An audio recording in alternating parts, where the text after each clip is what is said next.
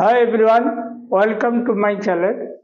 आज हम rim frame का जो ब्रेकेज होता है उसका कैलकुलेशन का तरीका बताएंगे। और इससे पहले आप रिम फ्रेम का ब्रेकेज का क्या क्या कारण था, उसका एक्शन प्लान क्या है, ये सब बताए हुए। तो ये कैलकुलेशन का तरीका जो होता है वो अगर बराबर रखेंगे और टाइमली इसको मतलब डिस्प्ले करके दिखाएंगे या मेंटेनेंस और क्वालिटी कंट्रोल डिपार्टमेंट और प्रोडक्शन डिपार्टमेंट के अंदर अच्छा तालमेल रखेंगे तो ब्रेकेज वगैरह कम रहेगा। और कौन सा मशीन का ब्रेकेज लेना है ये सबसे इम्पोर्टेंट है। जैसे कि आपको मालूम है प्रोडक्शन का जो एचओडी होता है वो तीनों शिफ्ट में इंस्ट्रक्शन दे के रखता है। कोई भी मशीन में ब्रेकेज अबनॉर्मल होता है मतलब कंट्रोल के बाहर होता है तो वो मशीन का नंबर आप लॉग बुक में लिख लीजिए। तो अगला दिन सुबेरे इसको वो ब्रेकेज करा देंगे, एक्सक्लूसिव वाला लड़का को लगा के या लड़की को लगा के करा देंगे। तो ब्रेकेज लेने का एक ही मकसद है। देखिए, तो अपना अगर ज़्यादा ब्रेकेज होगा तो उसका सब बहुत बैड इफेक्ट पड़ेगा। और ज़्यादा ब्रेकेज होने से उसका जब अल्टीमेटली धागा के ऊपर उसका मल्टीपल बैड इफेक्ट आ जाएगा। तो इसीलिए ये टॉपिक बहुत इम्पोर्टेंट है। और उससे पहले देखो, बताने से पहले आपको बोल दूँ, एक जैसे ऐसे फॉर्मेट आता है हर मेल में। सबसे पहले देखो, एक मैंने यहाँ दिया, देखो 30 काउंट CCH कंपाउंड कोम्ड होइए। डॉपिंग टाइम, डॉप टाइम जो होता है 2 घंटा 15 मिनट में फुल डॉप हो जाता है। जैसे ये बॉबिन है, ठीक है, ये माल पूरा भर के जब उतरेगा, ये ये पूरा भर के आएगा तो आपकी 2 घंटा 15 मिनट लगेगा। ठीक है, एग्जाम्पल वो लिफ्ट वगैरह बॉबिन हाइट के ऊपर वो डिपेंड करता है। और मटेरियल देखो अपन लिखे कॉटन 100%, ठीक है। और RH परसेंटेज देखो, जिस टाइम ब्रेकेज लेने जा रहे हैं 52% था। आइडल जो परमानेंट आइडल होता है 12 स्पिंडल था टोटल, मतलब लेफ्ट साइड में 5 स्पिंडल है और राइट साइड में 7 है। 12 स्पिंडल पूरा आइडल था। ये परमानेंट आइडल मतलब किस मशीन में रिंग नहीं है, किस में मतलब रोबी गाइड नहीं है, किस में लपेट हुक नहीं है, किस में स्पिंडल ही नहीं है। तो इस प्रकार का 12 स्पिंडल था। और डेट डालना इस पर देखो, शिफ्ट डालना, एवरेज स्पिंडल स्पीड मतलब रिंग फ्रेम में कितना स्पीड, एवरेज स्पिंडल स्पीड वो भी डालना। इन्वेस्टिगेटर का नेम डालना, यहाँ मैंने XYZ डाल दिया, जो भी नाम है डालना। और नंबर पर स्पिंडल देखो 1826 का पूरा स्पिंडल का कैपेसिटी रिंग फ्रेम में। ये अपन फॉर्मेट में लिखना जरूरी है, अगर नहीं लिखोगे तो आपको दिक्कत जाएगा। तो जब ब्रेकेज लेने के बाद आपको मालूम नहीं पड़ेगा मशीन में क्या कमी था, पर ब्रेकेज लिए तो क्या निकला, तो सही रिपोर्ट नहीं आता। इसीलिए ये सब चीज को कंसीडर किया जाता है। अच्छा, guidelines before breakage study. Guidelines देखो क्या क्या है। तो गाइडलाइन जो होता है उस हिसाब से अपन को ब्रेकेज स्टडी से पहले क्या क्या चीज ध्यान रखना पड़ेगा। सबसे पहले देखो, एंगेज्ड स्किल्ड ऑपरेटर ओनली। जो ब्रेकेज लेने जा रहे हो जिस मशीन में, वो मशीन में जो कारीगर लगाओगे वो स्किल्ड कारीगर होना चाहिए।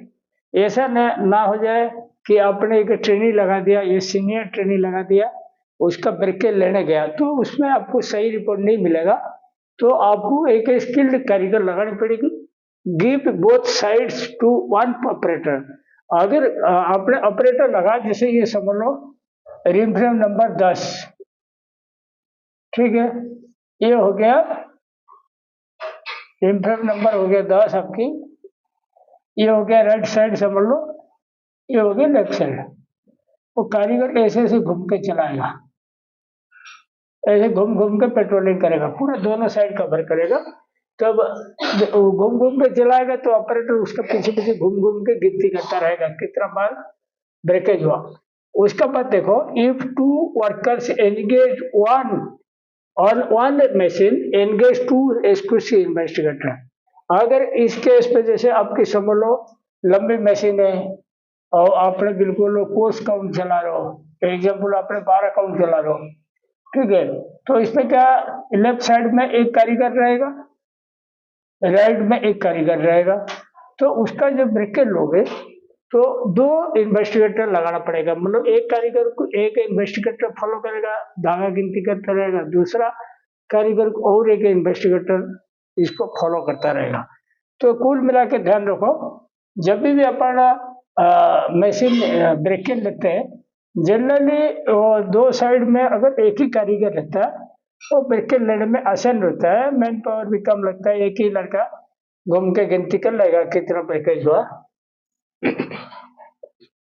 उसके बाद देखो, always try to take full doff breakage, मतलब जो ड्रॉप का जब स्टार्टिंग से चालू हुआ उसके बाद फुल होने तक, डब गिरने तक का ब्रेकेट लेना, और उसमें अब टाइमिंग नोट कर लेना कितना टाइम एक्चुअली लगा उसमें। वो स्पीड का ऊपर डिपेंड करेगा, स्पीड ज्यादा होगा जल्दी डब आ जाएगा, कम होगा लेट आएगा, स्पीड कप कंटेंट कितना भरा हुआ, कप कंटेंट अगर भारी भरा हुआ तो भारी भारी डब आएगा। तो कुल मिला के इसका मतलब फुल डब का ब्रेकेट लेना। Always take side wise breaks, कभी भी ब्रेकेट ले तो देखो तो साइड वाइज लेना। साइड वाइज मतलब देखो, एक रिम ट्रम है, एक लेफ्ट साइड का, ये हो गया राइट साइड का, तो मतलब 12 सस्पेंडर का, 6 सस्पेंडर लेते हैं 600 इसमें। तो इसका लेफ्ट साइड का ब्रेकेज अलग से कैलकुलेशन करना, राइट साइड से अलग से करना। उसमें क्या होता है देखो, दोनों साइड अलग से आप अगर ब्रेकेज कैलकुलेशन करोगे, समझ लो मटेरियल सेम है, सब कुछ सेम है, किसी किसी मशीन में एक साइड में ज्यादा ब्रेकेज आता है, एक साइड में कम आता है, इसका यही कारण है, मतलब साइड टू साइड वेरी करेगा। इसीलिए समझ लो एक साइड में आपके कुछ बटन रोल गेज अलग है, या सैडल गेज अलग है, या एक साइड में आपने बीड़ी सीपी अलग लगा रखा, या एक साइड में अपने सीपी बैक रोल का मैचिंग थोड़ा गड़बड़ रहा, तो कुल मिला के साइड वाइज लोगी तो आपको मालूम पड़ जाएगा और इसका अटेंड करने में भी इजी रहेगा। और region wise breaks must taken, तो कोई भी ब्रेकेट लेना उसमें रीजन वाइज लेना। जैसे देखो, spindle breaks, undrafted, ring traveller fly, multiple breaks, fly accumulated, repeated breaks, मतलब जो जो स्पिंडल बार बार टूटा, और देखो ring cut, ABC ring touch, ये सब रहता है। तो ये सब ब्रेकेज रहता है, और इसको अपन बारीकी से स्टडी करेंगे तब तो इसका मालूम पड़ेगा। उसका अलावा देखो, एक एक कार्ड्स का भी आएगा, डैमेज कार्ड्स आएगा, कार्ड्स आएगा, डैमेज कार्ड्स, अप्रॉन, ये सब चीज भी आएगा, ठीक है। उसके बाद देखो, रीजन वाइज ब्रेकेज जरूर लेना। उसके बाद देखो, 3 copies of breaks report to prepare, 3 copy बनाना ब्रेकेज रिपोर्ट का, एक एसक्यूसी का फाइल में रहेगा, एक मेंटेनेंस वाले के पास जाएगा, एक प्रोडक्शन वाले के पास जाएगा, उसको तुरंत वो लोग अटेंड करेंगे। 1 for SQC file, 1 for maintenance and 1 for production. After 1 hour and before 1 hour breaks to be taken। देखो ये बहुत ही इंपॉर्टेंट चीज है। समझ लो आपकी शिफ्ट से 8 बजे होता है, वो 12 घंटा चलता है 8 PM तक। तो जब ब्रेकेज लोगे इसमें क्या करोगे, 9 AM से 7 PM तक, मतलब शिफ्ट का 1 घंटा बाद स्टार्ट होने का, और खत्म होने से 1 घंटा पहले, इसी बीच में ब्रेक स्टडी लेना। शिफ्ट चेंज के टाइम में ब्रेक स्टडी कभी नहीं लेना, क्योंकि उस टाइम कारीगर बदली होता है, हो सकता है कारीगर कोई ऑर्डिनरी लग गया या कुछ ने कवर नहीं कर पाया, तो 1 घंटे के बाद नॉर्मल हो जाता है तब लेना। If breaks abnormal must intimate immediately, अगर आपके ब्रेकेज बहुत abnormal रहा तो आप तुरंत इसको से वाला तुरंत क्या करेगा, प्रोडक्शन एंड मेंटेनेंस वाला को सूचित करेगा। After attended return retake breaks to check okay not okay. अगर आपने इंटीमेट कर दिया मतलब प्रोडक्शन वाला को मेंटेनेंस वाला को, वो लोग क्या करेंगे, मतलब अटेंड होने के बाद खबर दे देंगे हो गया, तो आप इसको दोबारा ब्रेक ले सकते हो देखने के लिए सही हुआ या नहीं हुआ। अच्छा, RH percentage temperature RH plant OSTC must run working. देखो RH परसेंटेज स्टैंडर्ड रखना जो अपना बोलते हैं, टेम्परेचर भी कम ज्यादा नहीं रखना, ब्लू टेम्परेचर जो स्टैंडर्ड रखना। RH प्लांट रनिंग या बंद है वो ध्यान रखना। समझ लो RH प्लांट चालू नहीं है, आपने ब्रेकेज लेने गया तो वो ब्रेकेज बहुत ज्यादा आ जाएगा तो दिक्कत हो जाएगा। OSTC must run working. जो ओवरहेड होता है उसका नोजल पोजीशन वगैरह सही रहेगा, सब कुछ सही रहेगा, OSTC चालू रहना चाहिए। OSTC अगर गंदा हो जाता है या चालू नहीं रहता, मशीन गंदा हो जाता है तो ब्रेकेज बहुत ज्यादा बढ़ जाएगा।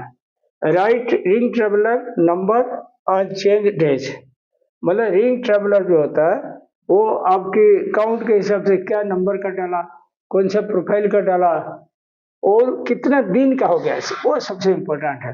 समझ लो किसी मशीन में आपने फ्रीक्वेंसी रखा 6 डेज में रिंग ट्रेवलर चेंज हो जाता है फ्रीक्वेंसी, ठीक है।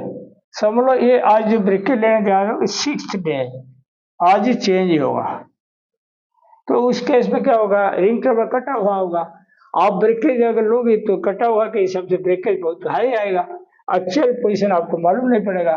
तो इसीलिए रिंग फ्रेम जो रिंग ट्रेवलर का डे लिखने के लिए बोला जाता है कितना दिन हुआ। समझ लो 2 दिन हुआ तो ब्रेकेज बढ़िया आनी चाहिए, समझ लो लास्ट दिन है तो ब्रेकेज बढ़ जाएगा। अच्छा, राइट परमानेंट आइडल स्पिंडल, तो बताया था आपको जैसे इधर 12 स्पिंडल अपन देखे, मस्ट बॉटम मिडल और टॉप स्टेज परसेंटेज। ये जो ब्रेकेज लेते हैं उसका देखो सबसे इम्पोर्टेंट एक चीज भी है, जैसे आपको मैंने साइड वाइज बोला कौन सा साइड में प्रॉब्लम है मालूम करने पहले, ऐसे इसका स्टेज वाइज भी करना पड़ेगा। स्टेज वाइज मतलब देखो ऐसे रिम फ्रेम का कॉप है, ठीक है, समझ लो यह आपकी 25 मिनट तक चला बॉटम स्पीड, ठीक है। यहाँ से बोलो अपने 85 मिनट का चला मिडल स्पीड, मिडल पोजीशन में, और यहाँ समझ लो 20 मिनट चला टॉप पे। तो इसका ब्रेकेज अलग से कैलकुलेशन करना, इसका अलग से करना, इसका अलग से करना, करने का एक मकसद है अपने समझ लो ब्रेकेज रेट आपकी सही है लेकिन ब्रेकेज बॉटम में ज्यादा है, बहुत ही ज्यादा, तो फिर क्या होगा, कुल मिला के आपको परेशानी बढ़ेगा। तो इसमें क्या होता है स्टेज वाइज लेने से क्या होता है मालूम पड़ता है कौन सा जगह में ज्यादा ब्रेकेज है, उसका उसी हिसाब से आपको इलाज निकालनी पड़ेगा। Repeated spindles ring cut ABC ring touch must spindle number. ये देखो जो रिपीटेड ब्रेक्स, जैसे इसमें 305 नंबर लिखा बार बार कट रहा है, तो रिपीटेड ब्रेक जो होता है या रिंग कट होता है, ठीक है, या एबीसी रिंग कट होता है या डैमेज कट से उस स्पिंडल नंबर सिर्फ रहेगा, रहने से क्या होता है वो आपको मालूम पड़ जाएगा, उस स्पिंडल को अटेंड भी कर लोगे तुरंत।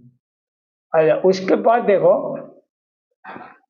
ब्रेकेज का देखो यहाँ पे मैंने लिखा लेफ्ट हैंड साइड बी हो गया बॉटम, एम हो गया मिडल और टॉप हो गया ए, 3 स्टेज हो गया। राइट हैंड साइड में ऐसे बॉटम मिडल टॉप।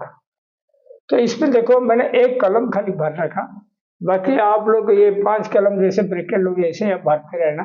जैसे स्पिंडल ब्रेक, जैसे स्पिंडल ब्रेक सबसे ज्यादा रहता है, समझ लो यहाँ पे 6 ब्रेकेज आया तो 6 ब्रेकेज नोट कर दिया पर 6 नहीं 5 आया, और अनड्राफ्टेड समझ लो यहाँ पे 2 बार आया 2 स्पिंडल में। रिंग ट्रेवलर फ्लाई समझ लो 3 आया, मल्टीपल ब्रेकेज समझ लो 2 आया, और फ्लाई अकुमुलेटेड आया 1। रिपीटेड ब्रेक्स 305 नंबर 3 बार कटा समझ लो, तो वो स्पिंडल नंबर लिखना। रिंग कट 405 नंबर का रिंग कट हुआ। ABC ring cut 479। Cast damage upper end draft जो भी आएगा स्पिंडल नंबर लिख देना। ऐसे ही बटन का हो गया, और ऐसे ही राइट साइड का भी बटन का दोनों एक साथ भर जाएगा। फिर मिडल का भरोगे, लेफ्ट का और इधर का दोनों साइड का। टॉप का भी दोनों साइड का ब्रैकेट ऐसे निशान लगा लगा के बढ़ा बनाते जाना। और देखो उस पर क्या होता है, देखो जैसे लेफ्ट साइड का बटन में 16 ब्रैकेट है, मिडल में 12 है और टॉप में 7 है। तो टोटल ब्रैकेट देखो लेफ्ट साइड में 16 12 7 35 ब्रैकेट है। ठीक है, 35 पैकेज में क्या हुआ, एक साइड में देखो 35 डिवाइड बाई 912। 912 कहाँ से आया, जैसे आपको बोला था ना 1824 स्पिंडल का है। एक साइड हो गया 912 स्पिंडल हो गया। ठीक है, तो इस पे जैसे लेफ्ट साइड में मैंने लिखा 5 स्पिंडल आइडल है, -5 कर रहा तो 907 हुआ। तो यहाँ पे देखो 35 डिवाइड बाई 912 -5 मतलब 907 इंटू 100।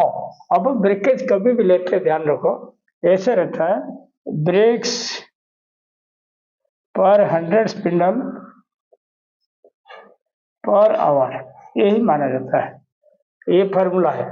तो इस 35 धागा टूटा तो 35 बाई 907 इंटू 100 हो गया 100 स्पिंडल के लिए।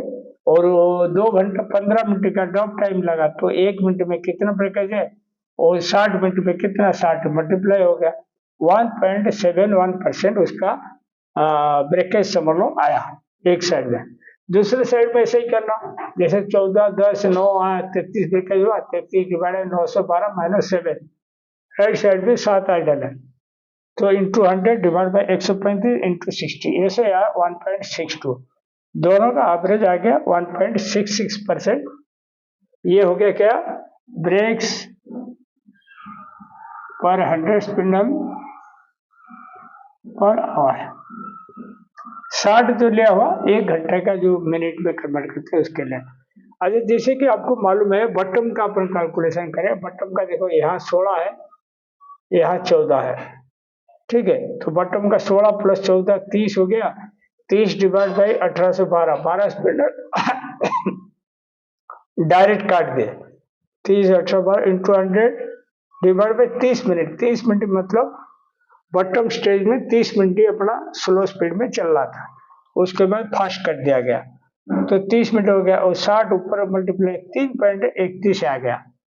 ऐसे मिडल में 85 मिनट मिडल में चला था तो 85 मिनट का कैलकुलेशन ले 0.85 आया। टॉप में समझ लो 16 ब्रेकेज आया और 20 मिनट चला था, इसे 2.6 पर आया। तो अपना कुल मिला के एक कहना है, देखो जैसे यहाँ 3.31 जो बटन में ब्रेकेज है बहुत ही ज्यादा, और ये कम है, ये चलेगा। तो उसके लिए क्या करोगे पता है, आपको बटन में स्पीड ज्यादा है ना, ये ब्रेकेज ज्यादा है, इसका मतलब उसका छल्ला भारी है। रिंग ट्रैवलर वजन ज्यादा होने के कारण ब्रेकेज हो जाता है, तो मतलब धागा टूट जाता है, छल्ला नहीं उखड़ता। और ध्यान रखो इसको कम करने के लिए क्या करोगे, आइदर बटन का स्पीड थोड़ा कम करोगे, ठीक है, और इसको मिडल का स्पीड थोड़ा बढ़ा देना, इसको कंपेंसेट करना पड़ेगा। देखो आप कुल मिलाकर ब्रेकेज सही करोगे करके जो टारगेट स्पीड का आप छेड़छाड़ नहीं करोगे, टारगेट स्पीड जो रहना है रखना है। तो यहाँ अगर स्पीड कम करोगे, यहाँ आप बढ़ा दोगे, या समझ लो उसमें कुछ ईएफ चेंज करके देखोगे, जो लिफ्टिंग रील का लिफ्टिंग, कोई छल्ला नंबर जैसे भारी लगता है तो थोड़ा हल्का डाल कर देखोगे, जो भी स्टेप लेके इसको आपको सही करना पड़ेगा। और ये जो ब्रेकेज रेट होता है बहुत इंपॉर्टेंट है, अगर ब्रेकेज रेट आप सही नहीं कर पाओगे तो आपका कभी प्रोडक्टिविटी बराबर नहीं आएगा, आपको हमेशा दिक्कत जाएगा। और ये ब्रेकेज इतना खराब हो जाएगा, कपड़ा की अपीयरेंस खराब हो जाएगा, आईपीआई बढ़ जाएगा, मतलब आपके ऑटोकॉन में माल चलेगा नहीं, वेबिंग में माल चलेगा नहीं, वर्किंग में चलेगा नहीं। तो कुल मिला के ये कंट्रोल करना बहुत जरूरी है, जहाँ पे कंट्रोल नहीं कर पाते वहाँ बहुत दिक्कत जाता है। ठीक है, और आज का टॉपिक मैं यही रखता हूँ। Thank you.